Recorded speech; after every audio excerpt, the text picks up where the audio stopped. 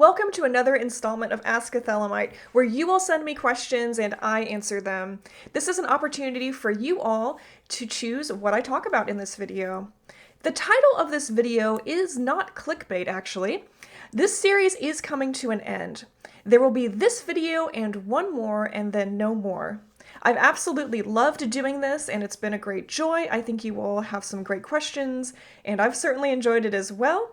For me, this is a joy being of service to the community, and I think something people actually forget about sometimes is that I do this for the joy of helping others.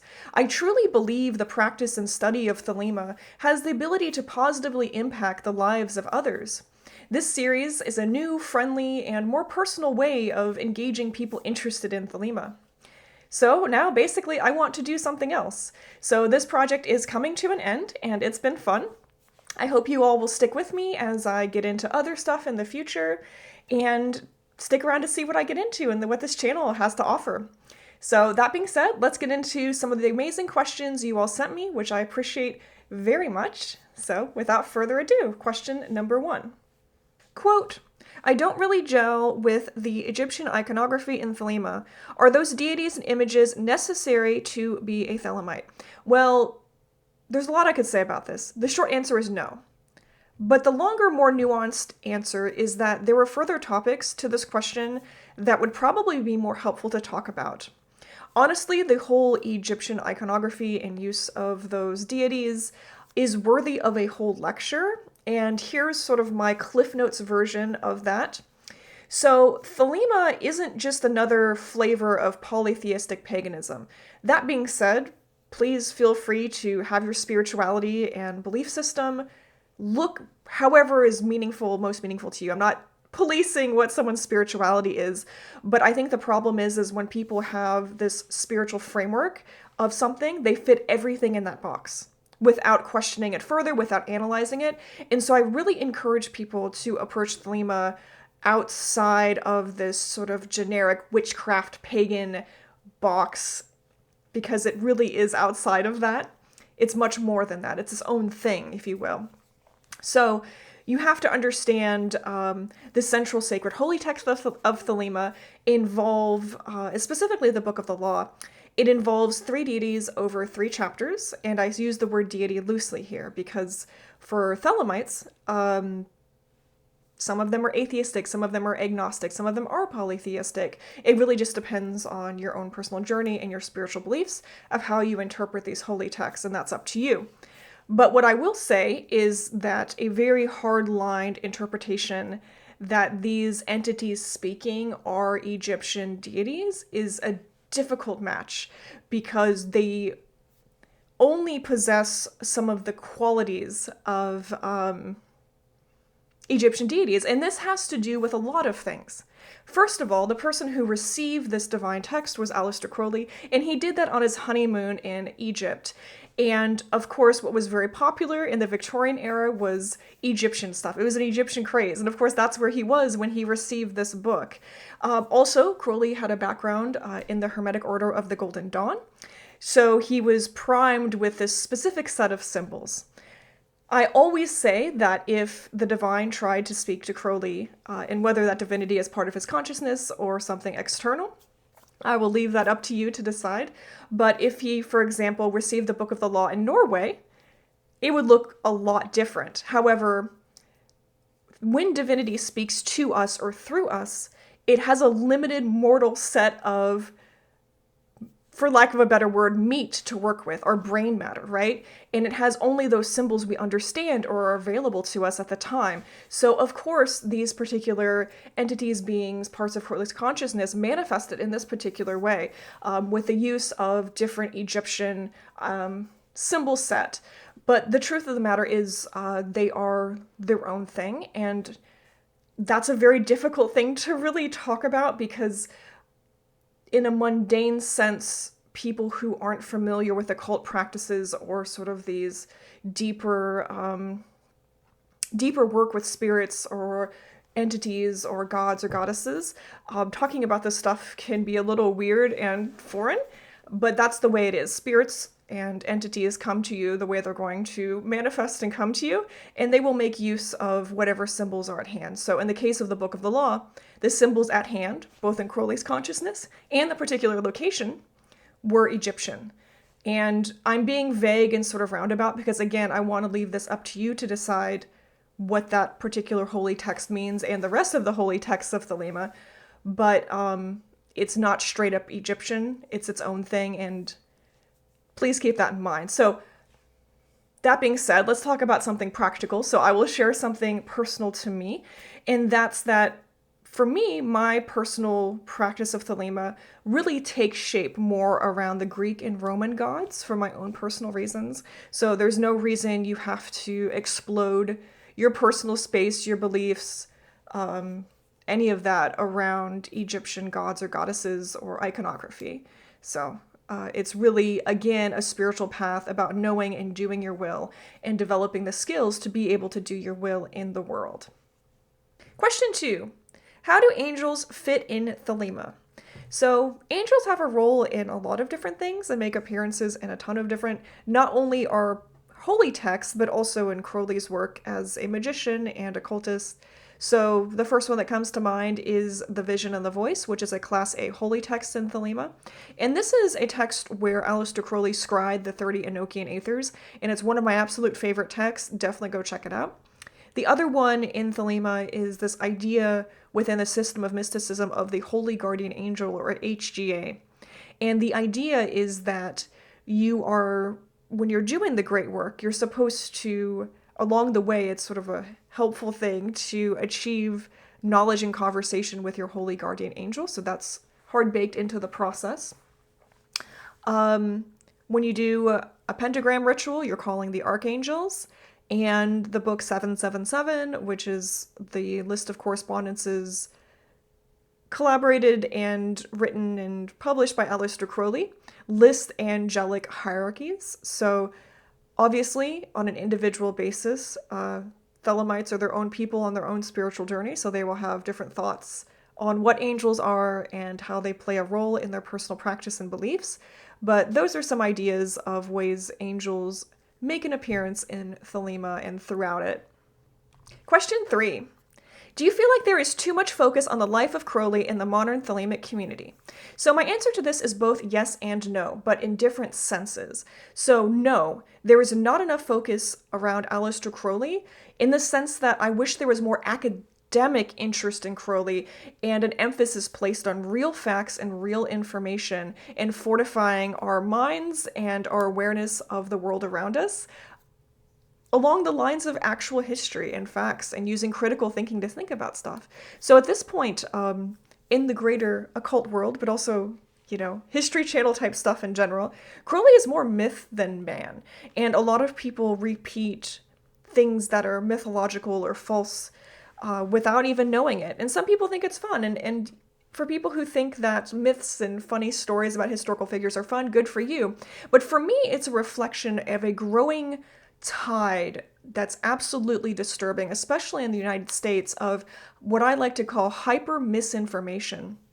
Profound amounts of propaganda and profound amounts of people having a lack of engagement with reality and just simply not having skills for critical thinking and analyzing facts and information that comes their way. This is, especially in the United States where I am, this is a lot to do with a failing education system, the corrosiveness of social media and the internet, and the unregulation of it all. But I'm getting off on a tangent here. The point here is that I think that the proliferation and adoption of a lot of misinformation around Crowley has to do with this particular effect on people. So I just wish people thought more critically about history and the facts they get off of the internet especially. So that's my only wish there. What people do with facts and history is up to them, but I hope it helps them evaluate how they view things and how they view situations and particular facts. So I also say yes to this question. Yes, there is, in the sense that Crowley's life isn't something that Thelemites seek to emulate, and there seems to be a fetishization of historical occult figures. So I want to make a couple of points here based on my own observations. So People love dropping money, interest as a huge flex on rare occult artifacts and books from famous dead people, which is really awesome if you're genuinely a collector and interested in that stuff.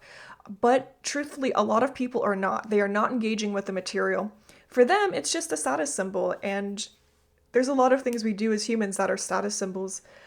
It just breaks my heart that the real value of some of these texts and books is what's inside of them. It's reading the words, and people collect this stuff or wear the badge and of the coolness of Aleister Crowley and don't engage further with it. And that breaks my heart because there is such profound value. So yeah, anyone earnestly interested in the divine nature of being knows when it comes to occult works that and occult texts and spirituality, it did not stop with Aleister Crowley. It didn't all happen with Crowley and stop there. And it's wild to me that people entertain this notion that, oh, if Crowley was alive today, I'd be hanging out with him and blah, blah, blah. But yet, they show little to no, if not negative interest in the occultists alive today. So I would say we live amongst some of the most brilliant occultists that history has ever seen. And that's because a lot of our writers and thinkers and doers are armed with the scientific and academic understandings that come with the modern world and the modern era as a result of our connectivity and access to resources. And yet, some of these same people who fetishize Crowley turned a blind eye on these modern thinkers and doers and artists and all of that because they don't come with a high price tag and clout. And someone like me certainly sees through the hypocrisy. You're not interested in the subject matter, you're interested in clout. And I think anyone who knows anything sees past that. So I heard someone once say, practically speaking, that Lon Milo Duquette is essentially the modern Israel Regardie, and I think that's true. So something to keep in mind going forward is, yes, Crowley's work is valuable, and I value it, I love it, but there's so much more that's also valuable and worthy of love, and that will make your world so much better to engage with it. So I would encourage people to not just stop at Crowley, but keep going in both directions. The occultist before Crowley and after. Question number 4. I love your channel. I'm hoping one day you'll give us a bookshelf tour. Wow, thank you so much, and thank you for the question. I would love to give you all a bookshelf tour, and as you all might remember, I just moved recently and I did a couple of videos in an empty room, so now I can actually give a proper tour. I have a bookshelf set up. I just want to say, though, prepare to be disappointed. It's no secret that I come from a poor, disadvantaged background, so I really haven't had much access to money in my life to buy cool things. So I have scraps of books. I have an amazing collection that I love for me, but it's nothing that people would be impressed by. The really cool thing is the people I know, and I'm very blessed to have access to various libraries in private collections. So if you see me with cool stuff at any given time, that's probably not mine. Like, for example, here's a copy of Nox and Pox, and I am borrowing this book for an upcoming video that I'm going to be doing on it. So yeah, thank you so much for the interest, and yeah, I'll get around to that tour one day. Question number 5. How to become a Thelemite? So I get this question a lot, and I'm happy to answer it again. The definition, paraphrasing here, put out by Grandmaster Sabazius, is a Thelemite is someone who seeks to know and do their will, and also someone who accepts the book of the law and whatever that means to them. Those are essentially the core thing going on here, is accepting and coming to understand and study the book of the law. So yeah, we have the book of the law, and essentially it's a spiritual path, religion, whatever you want to use it for, that you seek to know and do your will. That's it. So it's going to take shape very differently depending on the individual, because we're all from different backgrounds, with different resources, with different goals, and different wills. So you would expect that kind of diversity, and it's beautiful that Thelema has that baked into it. Question 6. Thank you for everything you do for Thelema, for us, children of men and bright human stars. That's such a nice question/comment. Thank you so much. So it's always a joy to find out that people like what I do and benefit from it. So in my perspective and opinion, Thelema is an endangered animal that is killing itself. And I do believe that there are people who would greatly benefit from Thelema, as I talked about earlier on in the video, but perhaps are turned off by it, by the toxicity cultivated by very vocal individuals, especially in online spaces. So I hope that my courageous existence and on the internet and in the world out there brings light to the right people, and the right people find my stuff, and it certainly seems like they do. Question 7. What's your favorite holy book aside from Liber?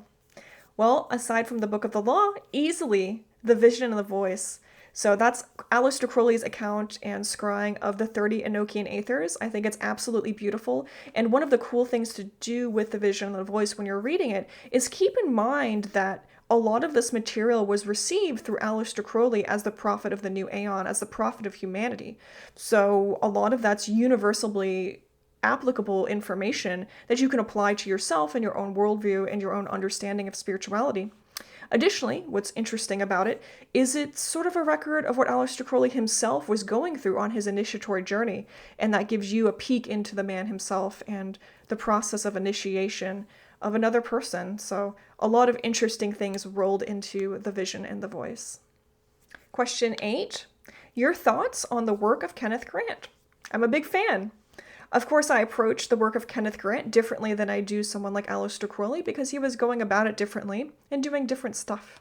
So, as you can see, I have the Typhonian trilogies on the top shelf of my bookshelf, and I've always respected the marriage of the occult and art, and I think that his work and the Typhonian tradition, as well as Steffi Grant's work, let's not forget about her, is absolutely beautiful. I'm a huge fan of Steffi Grant's artwork especially. I think it captures a current in the occult and magic and spirituality that is rarely captured, and she does so beautifully. So, question 9. What is your zodiac sign? So I've answered this before, it's not a secret. My sun sign is Taurus, and I feel pretty Taurus-y. Question number 10, and this is a great question. Thank you so much for sending it in. I want to talk about this so much, and will be for many, many years to come, I'm sure. And the question is, do you guys have a lot of holidays?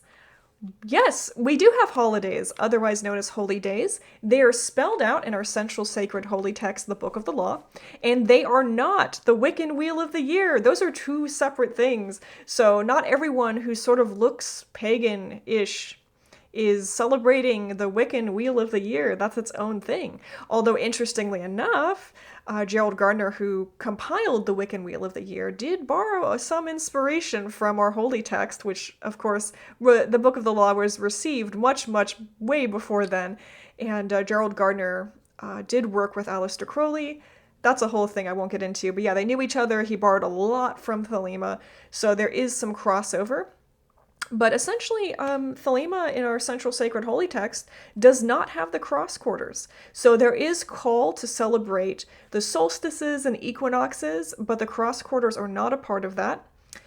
Additionally, we have some things unique to Thelema, such as the 3 days of the writing of the Book of the Law, which is a big, I would say, celebration for a lot of people where there's no formal traditions around celebrating our holy days, but what people like to do around that one is they like to meet at noon and read the corresponding chapter of the Book of the Law when it was received on that corresponding day. The other one is the first night of the Prophet and its Bride, which is, I have a lot of suggestions of how to celebrate that particular one.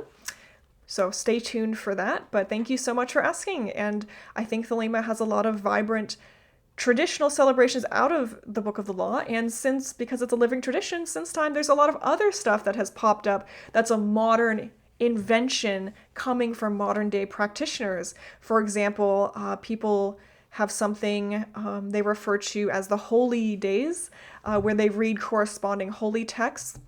Another one is Crowleymas, which is, for some, a tongue-in-cheek play on Aleister Crowley's birthday in October. There's another one for Aleister Crowley's Greater Feast. People sometimes celebrate, and then sometimes people recognize the Gnostic saints in the EGC, or Ecclesiastica Gnostica Catholica, through recognizing their feast days. Now, that's a tricky one because some of the Gnostic saints have unknown feast days, but, you know, people sort of have their own idea of what these fictional people or these unknown dates might be and would be most appropriate to have a feast day around that. So yeah, both old and new traditions and holidays that we celebrate, and it's beautiful and worth looking into and making time and space for it for sure. Question 11. How do you approach studying the Book of the Law? So the Book of the Law is the central sacred holy text of Thelema. It's so important to get a firm grasp on that, and I'm seeing a lot of Thelemites they may read the book, but they don't know the book. They haven't taken time to know what those words mean. And we just discussed the holy days, for example, which come right out of the Book of the Law. And so many Thelemites don't even think twice about it. So I would like to encourage practicing Thelemites to study the Book of the Law. And the best way to do that is with reference to what Crowley says about the Book of the Law. And that's found in a book called The Laws for All by Aleister Crowley. Unfortunately, that book is out of print, and as a result, it's very expensive. As you can see, maybe you can't. I don't have a copy of The Laws for All because I can't afford it. I don't have that money. So I have access to it through friends, and my partner has an amazing library. But the point here is get a copy of that book. If you can't, try to find a local Thelemic group where you can have access to a Thelemic library or an occult library. If you have access to an academic library, there's some fantastic libraries through universities and such that have actually pretty good occult books and might have a copy for that. So yeah, definitely that's by far the best way to study the Book of the Law is with The Laws for All. That wraps up this Q&A. Thank you so much, everyone, for watching and joining me today, and thank you to everyone for sending me in questions. Of course, I did not have a chance to answer them all, but I still appreciate them. I will get to more questions in the next and final Q&A video.